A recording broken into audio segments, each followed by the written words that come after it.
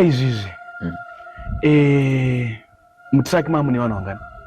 Mutrack mamu ne munhu 1 but chakanyanya kushamisa vanhu pazvinhu zvese scooter haina kukwara but mudaranga ari pachidriver haana kukwara but passenger mascooter ane zvimasiti zvekumashure zvazvo kumashure kwadriver passenger ndiye akabuda mascooter haana madhoka akabuda napasaidi akakunguruka but vakakunguruka chakazongoonekwa paari ndopandati musoro wemunhu musoro wake chakazoita kuti vanhu vazive kuti musoro wabva muscooter ndi driver wescooter akatozotaura kuti ano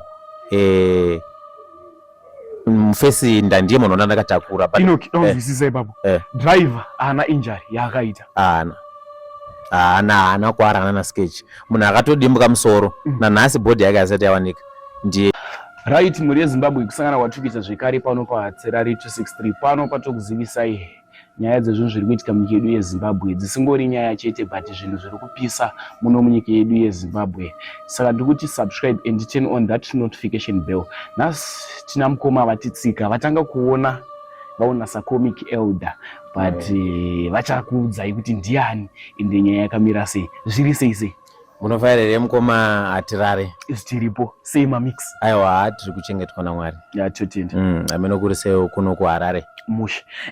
Tinoti muzivise vanhu kuti zita ndiani? Alright, zita ndinonzi Enoki Mananga Matete ndichibva kwaMurehwa. Alright, pane vanhu vanonzwisisa wati Mananga Matete apa patine song yakatrend yekuti Mananga Matete. Zvakatondichamisa kutoti ko vanhu vakutrendesa zita rangu zviri kufamba sei but ndiyo senemu yekumusha kwedu ukatobvunza kwaMurehwa unoziva kwaMurehwa. I think ana Fatso muri kuona this video ndabva ndaudza team njange ndiri pa TV ana Fatso ana Fufu vanotoziva kutoti Mananga Matete ndo senemu yedu kubva kumadhara edu saka songo yakatoridzwa chero kumashops atinawo vanhu vanotojamba vanozoti vauridzwa zvinhu zvavanoziva kuti Mananga Matete. Alright, tiri papo Enoki nyaya yakamira sei? Alright, pamakandifonera paya sekutaura kwandakaita ndichiti ndine nhau yada kuti ndishare nemiwo zvandakaona ndaenda kuDRC rimwe gore ndakabata musoro wemunhu uchitaura kuburira voice usiri paboard. I think ndo nyaya takataura pafoni baba. Ndo zvatakataura. Chii chakaitika chakakonzeresa kuti musoro uyu da kuti unazotangira pakatangira nyaya kusvika pakuzobata musoro uchizotaura wakaubata? Alright, regai nditangire kumashure. Yanga iri first time yangu kuyambuka kuDRC tichinohodha zvataihodha ikoko hazviite kutaurazo paTV saizvezvi. ndina sekuru baba Furo. I think vari kuona video rino vandoziva kuti zvakatika musi wacho wangu aripo. Takati tayambuka border tasvika panonzi paHadej katauni kangofanira kuti Chitungwiza. Tiriko kuDRC. Pakaita kunofamba motikari hakuna motikari zhinji sedze kuno kumawishi maHonda Fit Aqua tuchichi kune mascooter ndo mota dzinotakura vanhu dzakawanda ikoko ndo malifts ikoko atoti mishikashika. Saka nyaya yakatangira paaccident yakaitika pakati pekascooter netruck ndo pakatangira scandal.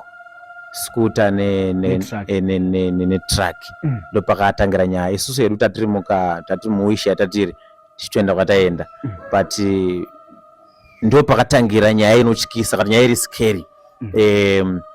Scooter ichiita head on netruck amwe tanga ari matani mangani but anga rakatoloda rakazara but chinhu chakaparara ipapo zvakatyisa vanhu itruck. Scooter rakaramba harangofonyoka mbichana ndofunga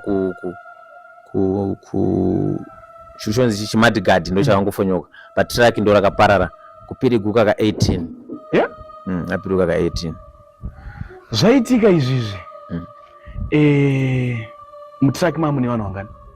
Mutrack mamu ne munhu 1 but chakanyanya kushamisa vanhu pazvinhu zvese scooter haina kukwara but mudaranga ari pachidriver haana kukwara but passenger mascooter ane zvimasiti zvekumashure zvazvo kumashure kwadriver passenger ndiye akabuda maskuta ana madhoka akabuda napaside akakunguruka but vakakunguruka chakazongoonekwa paari ndopandati musoro wemunhu musoro wake chakazoita kuti vanhu vazive kuti chakazoita kuti vanhu vazive kuti musoro wabva muskuta ndidhiraivha weskuta akatozotaura kuti ano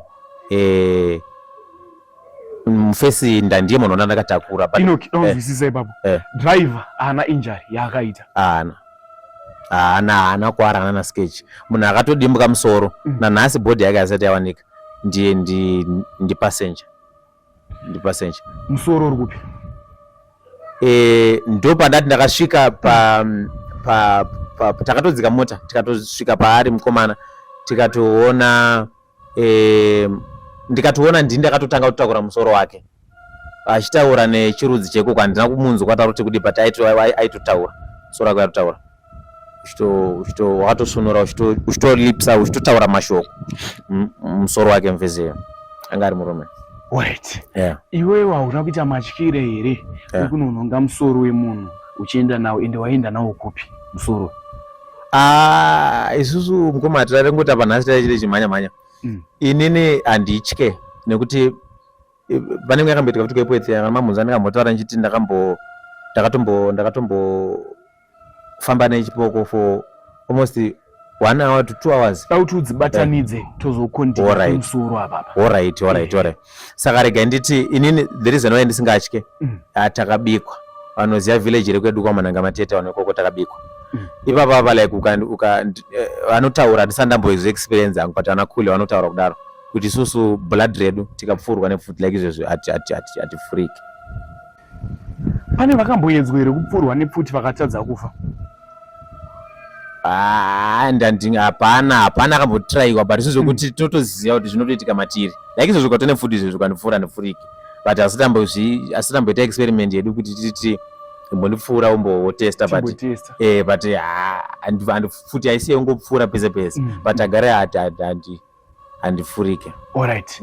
Chipoko wakachiona sei? Toda kuzodzoka muri yeZimbabwe zvatakuita panapa. Toda timbodzokera kumashure mbichana. Tinzwe kuti nyaya yakamborekodwa yakatombotenderera pasocial media atobuda achitaura kuti zveshuwa akasangana nechipoko ende anga ane evidence yekuti akasangana nechipoko. Zvandaita pakukata nyaya yemusoro yetu toda kuti tizokontinya kuti zvakazofamba sei pamusoro iwowo after tanzwa kuti chipoko ichi akachiona sei ende zvakafamba sei. Chipoko wakachiona sei? Hazvibvumiki kumunhu anenge asiri paground zvandakaona that day. I think ndakamborekoda that video vakaona live yataita pachannel yatishka MTV. Takata live chipoko ndakachiona vanhu vanotaura vanoti vakaona chipoko mukamoto kachiti baribari hawana kuona chipoko pamwe kahuni kangokandidzirwa. Chipoko munhu anotofamba but yakareba wandakaona anga kareba about 230 or 232 235 meters long kureba una mudenga. Chipoko icho wakachionera kupi? Vanoziva kuEpworth. Timu rangu rekuEpworth ana Jimmy ana Roxy pababa ana Kasimo. Timu rangu reEpworth rinotopaziya panonzi pazinyengere uchikrosa kupinda muruwa unogoma ronzo ruwa. Vamwe vanoti hanzi muArt Village pane kasango karipo pane makuwa. Saka ndaitoenda kunonamata ndiri mupostori. Ndaenda kunamata pandasangana chandakatanga kuona inga iri tsoka. Ndakatanga kusangana around 11 half 11. Ndakatanga kuona tsoka. Chandakatanga kuona chigunwe chidhafu ichi.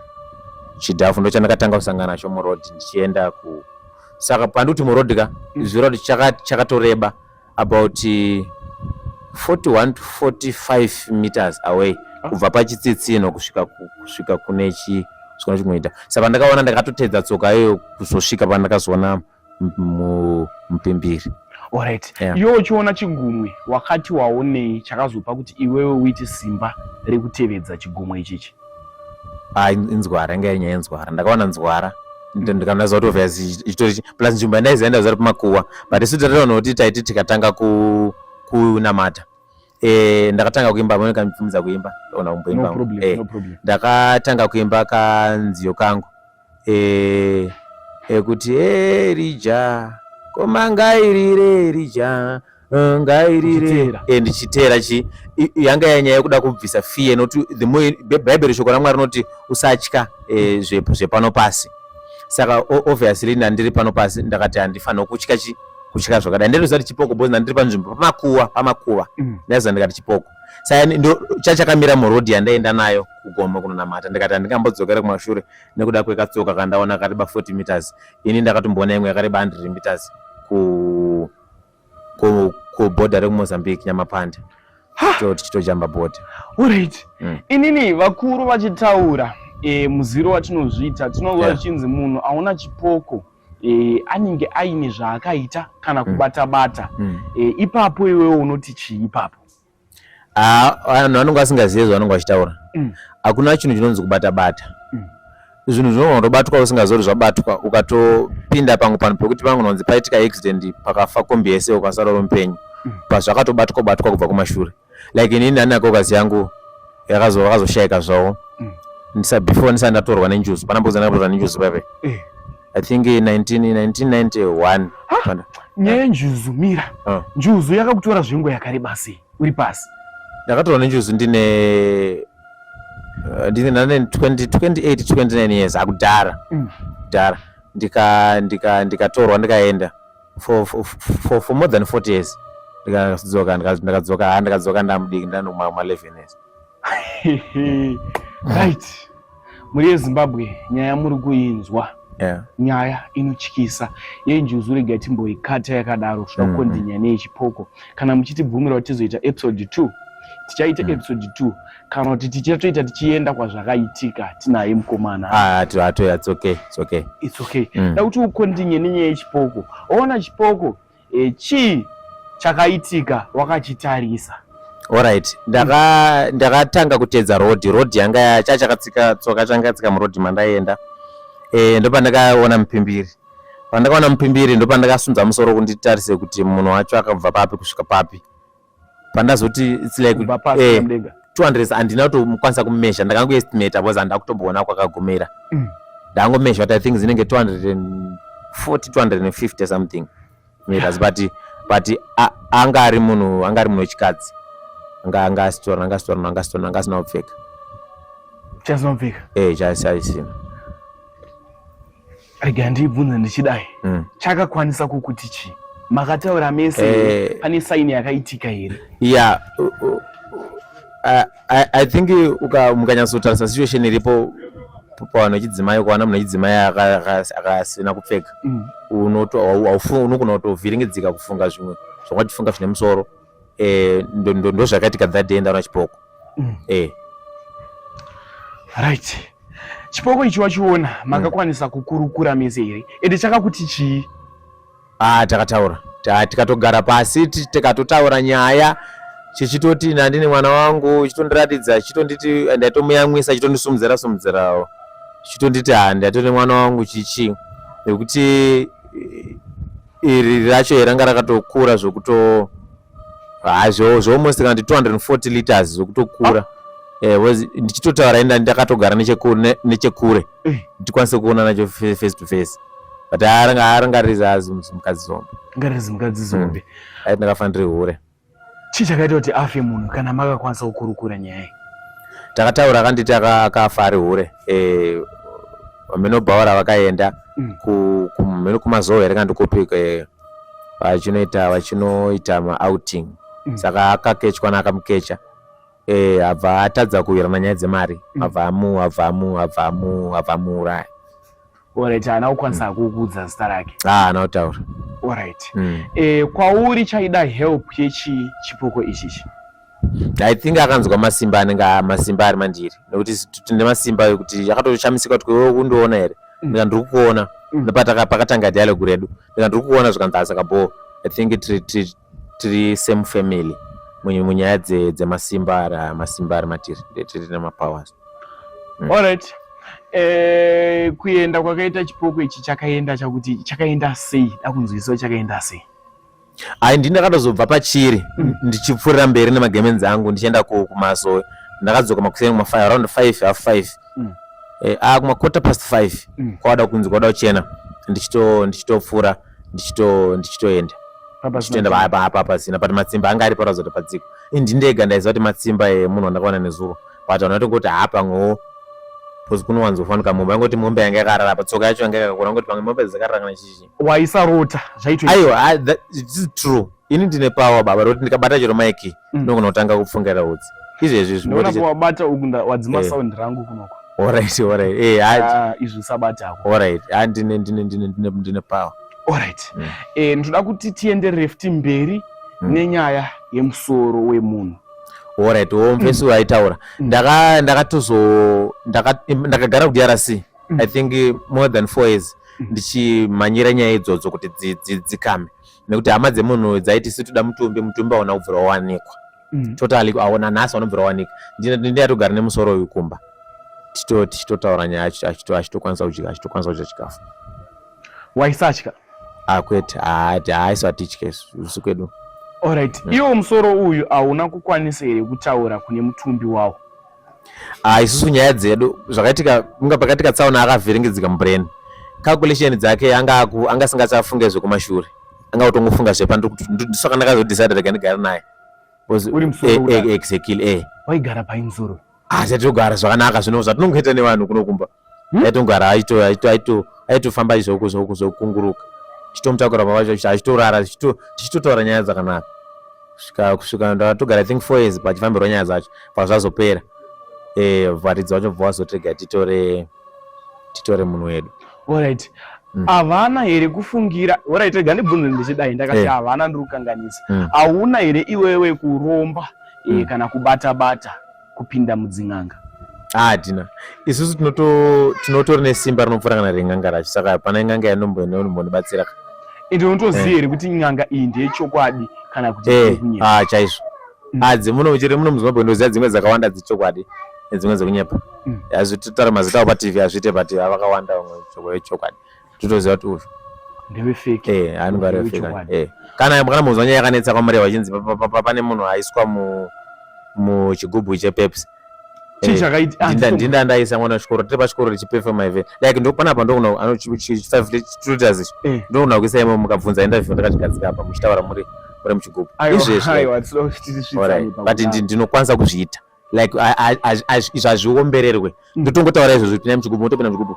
totochigadzika apa kapo matanga kutotaura mutorapa chigubhu muchito untori nemumba maunotogara untobuda mumba sevamwe totochikora muteni vanhu vandokuziya zvokutodaro chaizvo zvokuti timu rangu rutoona tv rotoziya chimalo mfeso wangu andotofudza naye mombe jemi patinoita naye majana tichi alright mazuva ano urugara kupi so apa sofa pandaya kunokwara inifambira impepe ndiri kuepwei but kwangu kumusha cheche ndikwamureva alright nyaya yemusoro iyi kutaura kwatiri kuita chirongwa chaapapi maererano nemusoro uyu wakazoitwa sei ende uchiri kutaura here uchiri kutotaura hama dzacho vakatozwa kuzvigamuchira kuti ndosituation yatongowapo akutongorarama semunhu as usual like zvatinongoita izvozvo akutongorarama as usual akutongoita life yake like zvamuri ngoita izvi ndozvaari ngoita zvokuti kana muchizoda ndogona kuuya nawo one day ndogona kuzofona ungona kukwidzwa basi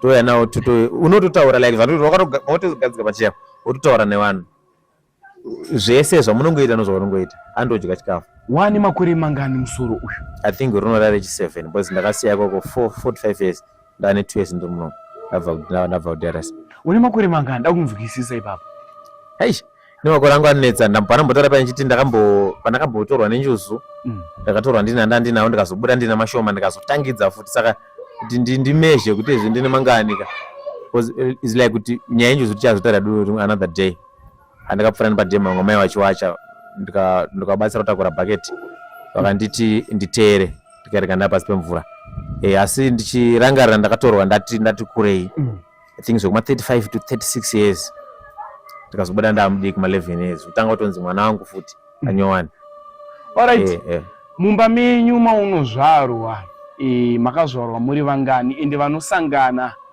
nezvaunosangana nazvo vangani mudzinza renyu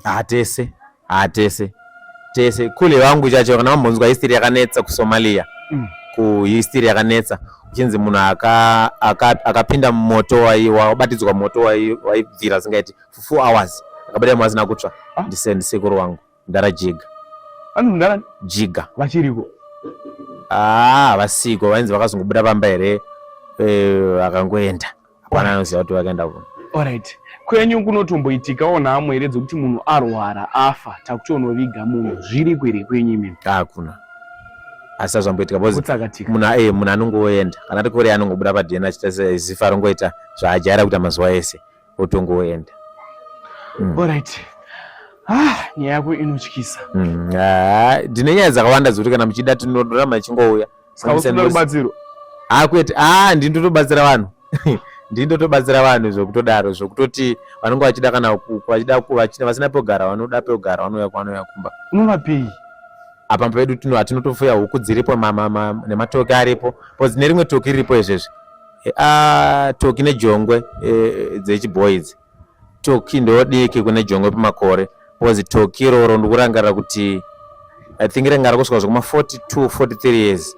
Jongwe ndohombe riri kuma 48 iritoripororama izvi saka hatisaona kuti tinonzi tiri desperate taitakarijika kudaraka. Unoshanda kupi nainoki? Unoendawo kubaza? Handishandi. Sikoraramidzwa nei? Isusu tiri vanhu yokuti hatina chatinoshaya Mundara. Tiri kwedu hatina chatinoshaya pandokuti tine huku tine zvipfuwo zviripo zvokuti tirarame tidye. Dzimba dziripo saka hatisaona kuti tingada kuti tikushaya chii hapana. Handipa ndatoya kuno kuHarare. Saka uchitopinda postori izvezvi? Handichapindi postori, handichapinda apedzera kupinda before ndisati ndatorwa nenjuzu. Watorwa nenjuzu ikatongoibata mbishana? Wairarama sei pasa? Upenyu huri pasi hwakaoma. Ndakatosiya mhuri yangu. I think nyaya yakazvimirira yega tichazokurukura. Ndakatosiya mhuri yangu ndandakatoroora pasi mukadzi ainzi Natasha vandani nayo Natasha the Mermaid. I think vakamboona previous video randakaita that name ini kuti muzori nyaya yangu ndiye zvakaitika live ndinotaura nemazita evanhu nemadates acho ndomaziya. Ndakatorwa nenjuzu musi 14 February ndomusatorwa nenjuzu 1964 pantorwa nenjuzu. Saka makore ako hautomaziye? Zvakunetsa kumeasure man. Ndingotongotsvaga munhu wandakataka kuenzana naye outlook yangu ndotongo I think ndi 25 kandi 26 but angu chachayo hapana ati anomaziva kuti tiri makore akadai so. Pane chimwe here chandisina kukubvunza chauri kudawo kutaura nemhuri yeZimbabwe? Pamwe pane zvimwe zvandasiyirira? I think usumubvunzwa zvavo but kuna unoda kuexperimenta zvavo kumbopfuura. Ndichiri muno mari ndiri muno 2 days kutera ndiri muno vanokubatai kupfurwa nefuti chero pakaungana vanhu. Right. Mhuri yeZimbabwe namba dzangu ndodziri kubuda pascreen atirari 263 vari kuda kupfuura mukomana semutauro waari kuzviita. Ndibatei ipapo ende vane nyaya dzakaita sedzemukomana uyoyo ndibatei futi ipapo tiri kurova nyaya sezvadziri. Kuna mwana mubvunza futi vanongobvunza futi even mucomment section kuzoita tinomubvunza kuti muri kuti chii nedzimwe nyaya kana zvamuri kunzwisisa ndibatei inini futi inini iyeyu tovatanomubvunza futiko. Naiwo nefoni? Foni handini. Ini ndinocommunicate like kuti mukangotaura izvezvo kuti pamakataura paipai ndakatoziva kuti mukunditsvaga makaposta muchiti looking for that guy chichi ndinotonzwa zvoti izvezvi zviri kutonzwa timuri kutaura padheni kuti mukomana adzoka here because ndindatakura makiye pahose. Ndinosenza like kuti zviri kufungwa nevanhu amuna vasikana kamirapo zvavadzara ndikutozvinzwa and ndinotosenza zvavari kufunga chero vasingalips ndinosenza. Kana munochizoda rimwe zuva kana mukazondishedza kuti another program munouya neguest wenyu momumisa apa wotaura zvavutaura mumwe make ndokwanisa kumuudza like vamwe vari kubatsirwa. Namba dzangu ndodziripo pascreen tinomutsvaga chedu kusvika tamuwana ende ndichataura naye handiti navo so tichataura navo kuti tirove futi next episode taurai zvamunofunga mucomment section maererano nenyaya. Unoda kuti chii kumhuri yeZimbabwe mashoko ekupedzisira usati waenda? I think mashoko angu ekupedzisira handisati ndaenda. Ndine vanhu 2-3 vandaona vanyora macomments ayo asina kundifadza atleast ndataura zvokuti ndinofila watoona ndisati aposta. Ndatofila kuti pane munhu atonyora kutoti anenge ari kurasika chike chako. It's not like asoda right ndada kubvunza wambonotestwa brain nditori right 100% right 100% right pandiri kuti ndiri right ndiri more than right ka ndokwanisa kuziva pfungwa dzemunhu ari right saka hakuna benzi rinoziva zvekufunga munhu